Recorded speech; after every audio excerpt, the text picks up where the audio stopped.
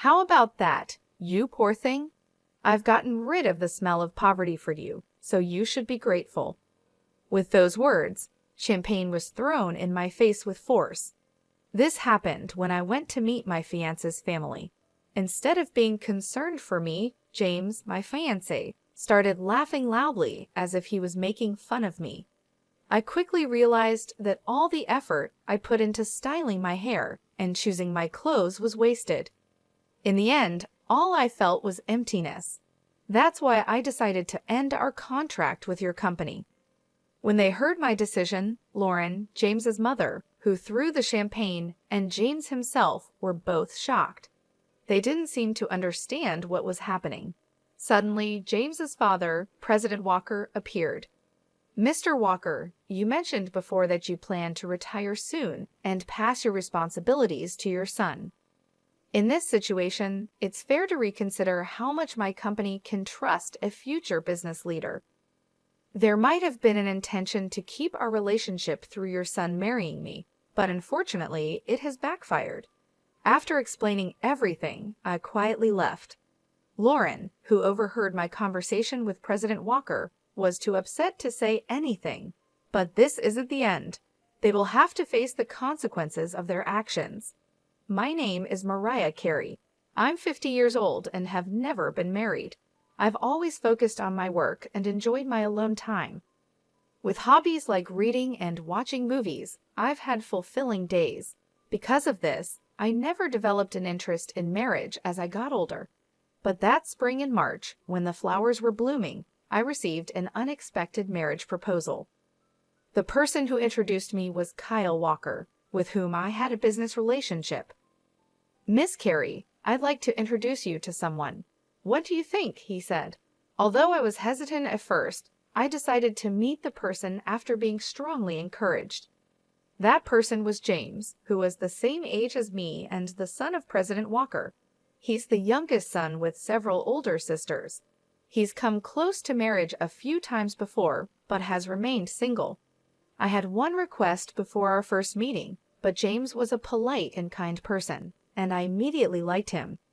I started thinking that maybe marrying him wouldn't be such a bad idea, so I suggested that we start dating. Both President Walker and James were happy with this idea, and everything seemed to be going well. But I never imagined that this decision would lead to an unexpected situation later on. 2 weeks into our relationship, during our third date, James smiled and said, "We're already like a couple, aren't we?" Unlike before, James was wearing a casual jacket and looked relaxed and youthful. I had also switched from dressing up to wearing casual pants. Even though we were both older, our feelings at that moment felt as fresh as those of young people. However, as the date went on, I started noticing something strange about James's behavior. He often made comments that felt a bit insulting. For example, he took me to a slightly upscale restaurant and proudly said, "You don't usually get to come to a place like this, right? This must be special for you." I could only respond with a vague smile. In reality, this restaurant was one of my favorites, and I had just visited it with a friend 6 days ago. But I didn't want to embarrass him, so I didn't tell him the truth. A waiter I knew noticed my signal and played along, pretending not to recognize me. While we were sitting, I noticed the watch on James's wrist. It wasn't the best watch out there, but it was nice. I complimented him, saying, "That's a different watch from before. The color is lovely, and it suits you." Embarrassed, James took off the watch to show it to me, thinking I was really interested. Since I wasn't that interested in men's watches, I just looked at it briefly and gave it back. But he seemed to insist on giving it to me again, saying, "Feel free to take a closer look. It's not every day you see something this fancy, right? Don't be shy." My reaction wasn't just out of politeness, I simply wasn't that interested in the watch. Though I agreed to take a closer look when he insisted, I felt a bit confused. To me, a watch is just an accessory, and I think checking the time on a smartphone is enough. I had mentioned his watch casually, just like I might compliment a friend's new decorative item. Many of the older people I work with wear similar watches, so I actually see them quite often. Thank you for showing it to me, I said. It's nice to have something you like. James then slightly pouted and subtly started looking at my belongings. What caught his attention was a bag that I'm really fond of. This bag was specially made for me at a workshop I love, reflecting the craftsman's skill and my personal taste. It's very practical and a bit expensive, but to James it seemed cheap. He asked, "Don't you have a proper bag? I think you should have something more prestigious." The bag was custom-made at a German workshop and doesn't have a brand logo. In fact, the craftsman's logo is hidden at the bottom of the bag because I prefer simple designs. It's hard for someone who doesn't know much about women's bags to guess its value just by looking at it, but I couldn't help feeling puzzled by his constant superior attitude. Sometimes I brush it off, thinking he's just a sheltered person who doesn't know much about the world, but the uncomfortable feeling doesn't easily go away. At one point, I thought about reconsidering the idea of marriage, but since we had only met 2 times, it seemed too soon to decide on breaking up. So I decided to wait and see how things would go. Since then, we've continued dating. James does show some immaturity at times, but he's basically an honest person. He no longer acts in that unnatural way he did before. No one is perfect from the start. If you have patience and gradually find harmony, love will eventually grow. I heard an older female celebrity say this on a show I watched, and I found some truth in her words. The following week, we went to a famous hotel buffet for our 5th date. Strangely, James piled 4 or 6 servings of food onto his plate. I lightly commented, "Are you sure it's okay to take so much? It would be a waste if you can't finish it." He suddenly burst into laughter. Wondering what was so funny, he said, "A waste, Mariah? Are you still talking like someone poor? It's okay to take this much. It doesn't matter if I throw it away if I can't eat it all." I made a sour face. It seemed he completely missed the point that wasting food not only costs money, but also inconveniences other customers. The issue isn't just about money. It's about resources and the environment. Aren't you aware of the concept of food waste? It's also inconsiderate to other customers, and eating like that isn't good, I said, my voice more stern than usual. James suddenly shrank back, poking at his pasta with a fork, and muttered, "I'm sorry, please don't be mad. My mom said you might be marrying me for money, and I just reacted without thinking." The word mommy stuck in my mind, and I accidentally repeated it. Referring to one's mother as mommy at his age was unusual and hinted at something odd about his family. As the date was ending, with this uncomfortable feeling in my mind, James drove me home. When I was about to get out of the car, he grabbed my hand and said, "Miss Carey, even though I am who I am, would you marry me? Even if not right away, being engaged is fine. I can wait as long as it takes." I was surprised by James's sudden boldness, but soon I began to feel genuine happiness from his actions. Despite the concerns I had about James, his way of asking made me feel joyful. I thought that maybe the things he lacked could be improved after marriage, and I could help guide him into becoming a loving husband. 5 months had passed since we first met, and I felt it was the right time to move forward. Let's grow together by supporting each other. We both have flaws and differences, so let's talk a lot and work them out, I said with teary eyes, moved by emotion.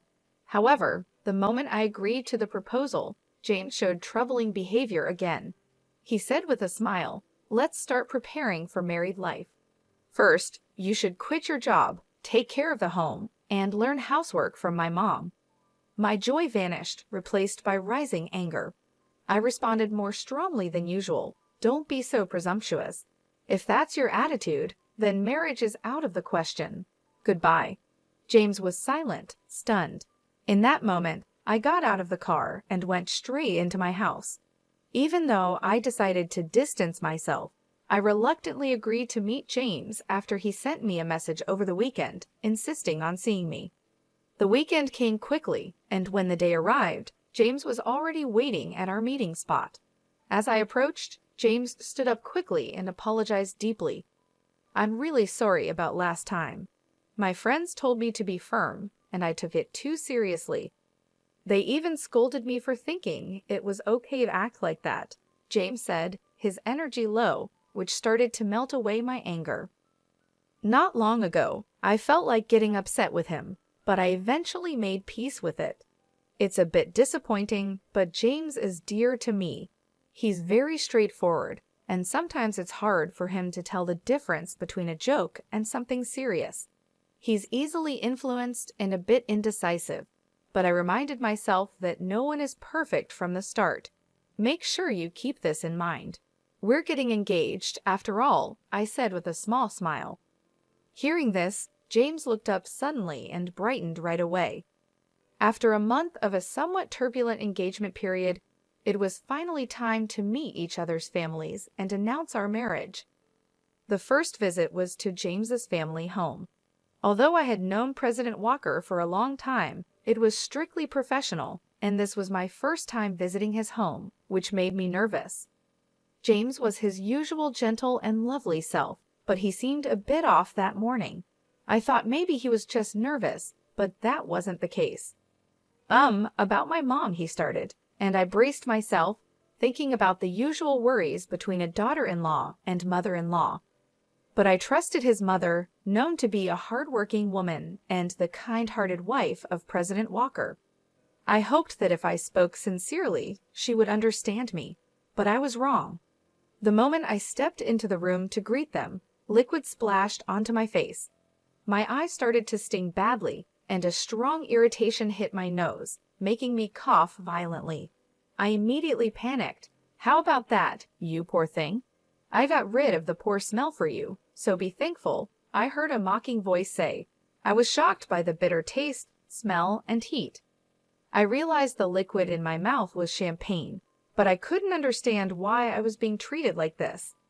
Lauren, what are you doing? President Walker exclaimed in shock. The situation became clear. James's mother, Lauren, who was supposed to be my future mother-in-law, had thrown champagne in my face. It seemed the mocking voice was also Lauren's. I remembered how James had looked down on me as poor before and realized that this attitude might have come from Lauren. What's the matter, Mariah? You're all wet. Funny, isn't it? Go, Mommy, that's just like you. James laughed loudly. At that moment, I realized that everything I had done up to this point was for nothing. I felt nothing but emptiness in my heart. I will therefore terminate our contract with your company, I said. What? James and Lauren both exclaimed in surprise. They quickly looked at each other and seemed to whisper about something, maybe our business dealings or something else. But as far as I was concerned, I was no longer involved. I was just an outsider. I could only guess what they were discussing at that moment. One person who stayed silent was President Walker, who looked pale and wide-eyed. I turned to him, thanked him, and began to speak. First of all, President Walker, I want to thank you for your cooperation so far. It must be because of the condition we agreed on that nothing like this has happened before. When I turned to speak to Lauren and James, Lauren looked at President Walker with a doubtful expression and then stared at me sternly. Meanwhile, James watched Lauren's reaction while glancing at me. I continued quietly, knowing that what I was about to say might surprise them, but I hoped they would listen carefully. One condition of accepting this matchmaking was that I would not reveal I am the president of a company until the marriage was decided. I didn't want my title to interfere. My connection with President Walker came from significant business transactions I built over the years while focusing on my work.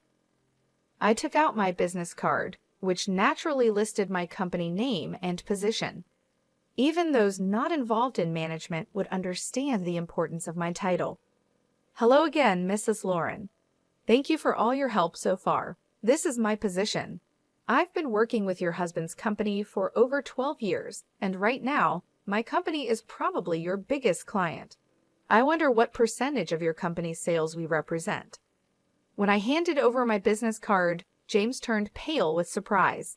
He worked in his father's company, so seeing my company name should have made it clear who I was. To President Walker, I was not just any business owner, I was the owner of one of his most important business partners.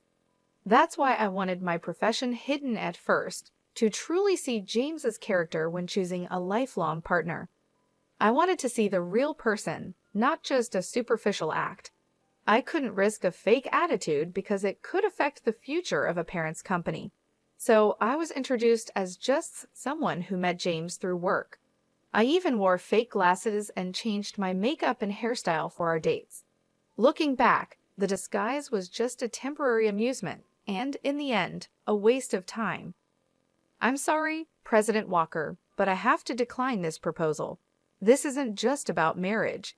We also need to pause our transactions to reassess the situation, I said, then sat down to face President Walker. Afterward, I calmly explained the situation. President Walker turned even paler when he heard my words and stuttered. The transactions are affected? That can't be right. But his reaction seemed forced. I shook my head firmly, showing that my decision was final.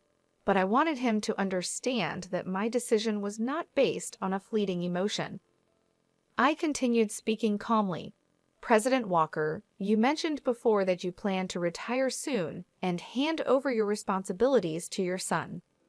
In this situation, it's important to reconsider how reliable a future business partner can be. It seems there was an intention to keep our business relationship strong by having your son marry me, but unfortunately, that plan has backfired. Right after graduating from university, I started my own company with some friends.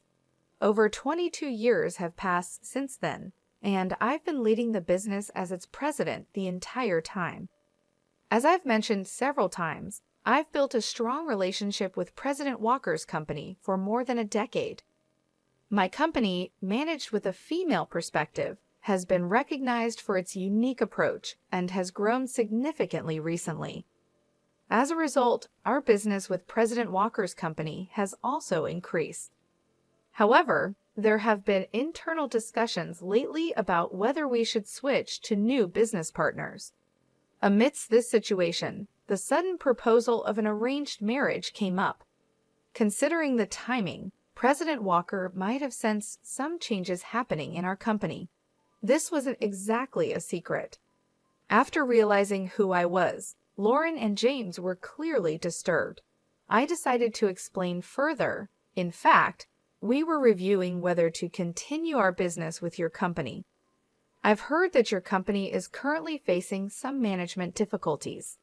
Are you aware of that? Since contracts with other partners are ending, this information is crucial. Lauren, shocked, asked, "What does that mean?" while frantically shaking President Walker's arm. President Walker wiped his sweat. Looking anxious, it seemed that the company's issues hadn't been discussed within the family. James's confused glances between me and President Walker caught my attention. Despite being an insider, James seemed unaware of his own company's current situation. While thinking about this puzzling situation, I continued, "Given this, President Walker strongly suggested that I meet with you, James, leading us to this point. Perhaps you considered this marriage proposal to stabilize your company. It seems you wanted to maintain our business relationship at all costs." Lauren was visibly shaken, her hands trembling, and her lips quivering as she listened. I explained that President Walker's company is indeed struggling with management issues. Lauren may have looked down on me earlier, but her company is dealing with much bigger problems. Once known for quality and speed, President Walker's products have been overtaken by competitors' technology and no longer stand out. Additionally, the development and manufacturing processes are inefficient, cost reduction efforts have failed, and the products have become too expensive. Moreover, the company places too much pressure on employees by modern labor standards, leading to shorter delivery times and further damaging the company's reputation. Working with a low-rated company like this can harm the reputation of its business partners as well. Even a company with a long history can struggle when it has outdated structures and a high turnover rate among young employees. As a result, President Walker's company's market share has been decreasing, and its performance continues to decline. In this situation, it was natural for us to look into working with other, more stable companies. Lauren, outraged, shouted, "How dare you threaten to cut off business based on personal feelings? What a despicable act! Are you blackmailing us? This is the worst. Don't think such behavior is acceptable." She seemed to forget that her actions were the cause of this situation. I was surprised by her accusations and the fact that she hadn't even apologized. Before I could say anything, President Walker shouted angrily, "Silence! This is all your fault." I held back what I was about to say. Indeed, President Walker, not me, was likely the most affected by this situation. The unexpected fallout from his wife's inappropriate behavior was probably a shock to him, especially since he had hoped for stability. This all happened because President Walker tried to stick to our agreement, but in reality, keeping it a secret from James alone would have been enough. He should have informed his wife beforehand. As a result, I'm relieved that I didn't have to welcome such a problematic person as my mother-in-law. James' appearance was pitiful. He was pale and trembling, holding tightly onto Lauren's hand. It was sad to see a 50-year-old man still needing his mother's hand. Seeing him like this, I couldn't help but give him a cold look. It's impossible that someone carrying such a cheap-looking bag could be a president, James accused me harshly. And you complained about food waste and acted like you were poor. You're lying about being my father's business partner. How disgraceful! He seemed to be trying to blame me, but he was clearly mistaken. I'm not interested in branded goods. I prefer high-quality leather products made locally. Also, my criticism of wasting a large amount of food wasn't because I'm poor, but simply because it's inappropriate behavior. There's nothing fake about that. As for this bag, it's custom-made from a workshop I visit often. Anyone who knows about leather would recognize its quality immediately, but it seems none of you care about that. This bag is actually priced higher than many commercial brands. When I explained this, Lauren suddenly stared at my shoes and bag with surprise, then quickly looked away, clearly embarrassed. It's obvious that only those who know about quality would understand. I continued, "Moreover, ordering a lot of food and not finishing it is not only wasteful, but also disrespectful to the restaurant. It's unreasonable and inappropriate behavior. And yes, it's true that I'm your father's business partner. What would it mean if the presidents of companies doing business together didn't know each other?" James seemed unhappy and unconvinced by what I said. President Walker frowned at his son's behavior when we confirmed that we knew each other. James looked down without saying a word, clinging to Lauren in a way that seemed very childish for his age. Seeing his immaturity, I couldn't help but feel disappointed.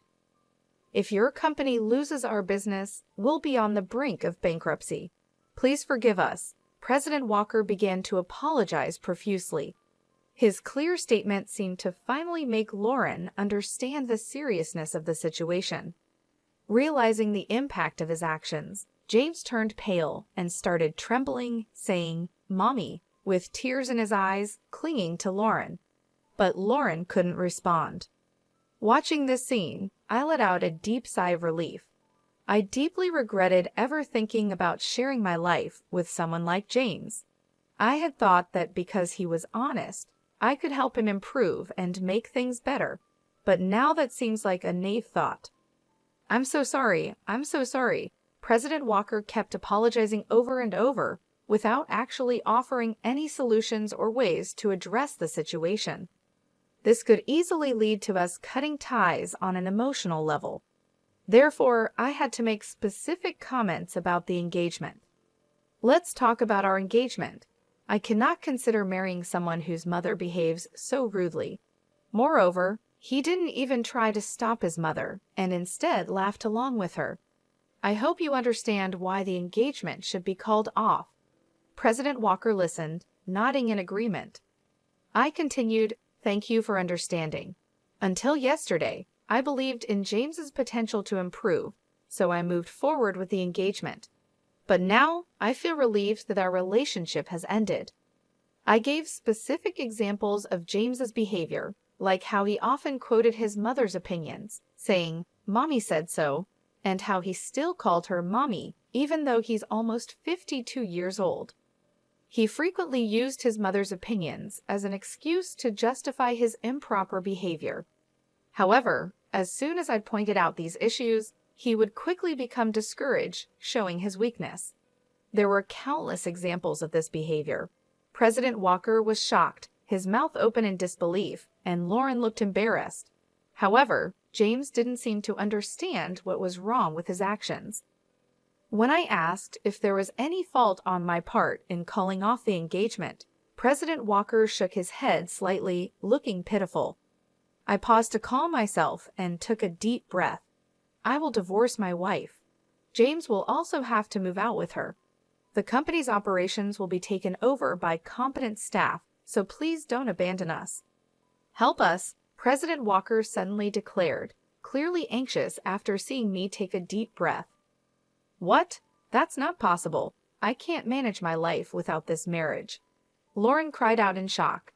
After that, both James and Lauren raised their voices at President Walker, saying, "Why didn't you tell us beforehand?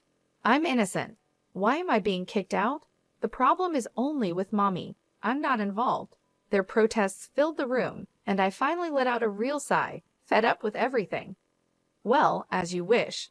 Thank you for your time. I will take my leave now," I said to President Walker and quickly left. I needed to go home and take my high-quality clothes to the dry cleaners right away. Otherwise, the champagne stains would set and ruin them. James stopped protesting and wept, seemingly accepting the situation. Lauren tried to argue, but President Walker silenced her with a stern reprimand.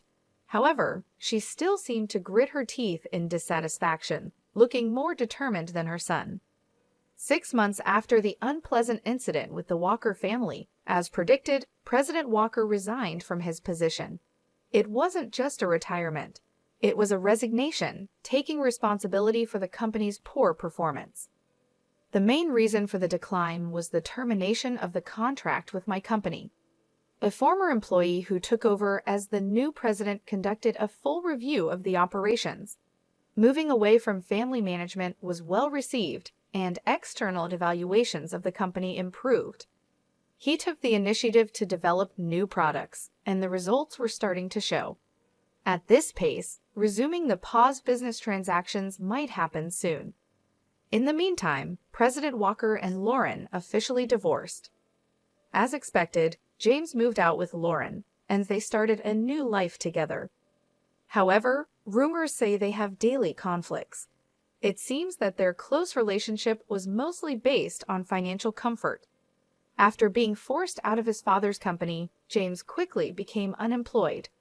Unable to handle James's financial dependence, Lauren left him in President Walker's care and disappeared.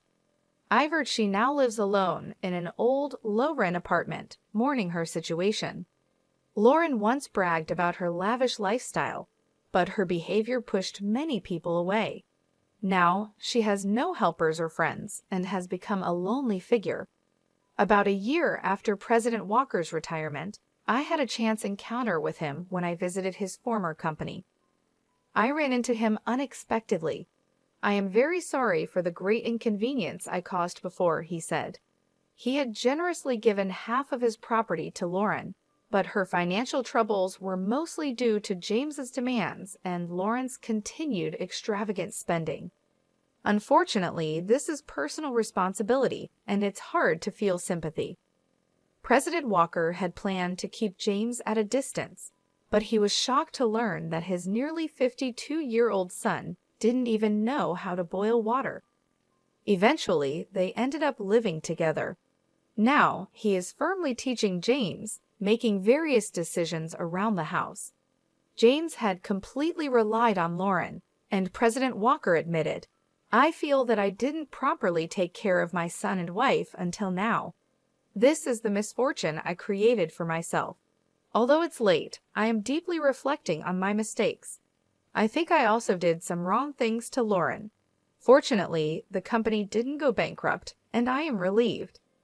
Now retired and staying at home, President Walker is seriously engaging with James for the first time. James, facing new challenges like household chores and part-time jobs, often cries despite his age. I can only hope that he becomes a better person, but I have no desire to have any more dealings with him ever again. 5 years have passed since then, and my company is doing very well. My performance has improved compared to before, and the stock price has also risen. As for my personal life, I am no longer considering marriage. I have already informed my parents. When I got engaged, I explained everything to my parents, and when the engagement ended, I shared the details with them again. They supported my decision to stay single, rather than being involved with someone like that. As a result, my parents are now even stronger supporters of my focus on work. I stay busy every day and have taken up new hobbies to make my life more fulfilling. Although I used to prefer indoor activities, I recently decided to start exercising at the gym. I could even see my muscles starting to form, and my subordinates look at me with admiration, which feels a bit strange. I've always believed that happiness is something you create for yourself. I look for happiness that I build on my own, not just the kind that comes from being with someone else. If I were to fall in love again, I would prefer it to happen later in life when I could afford to give everything up for love. But that's not something I'm worried about right now.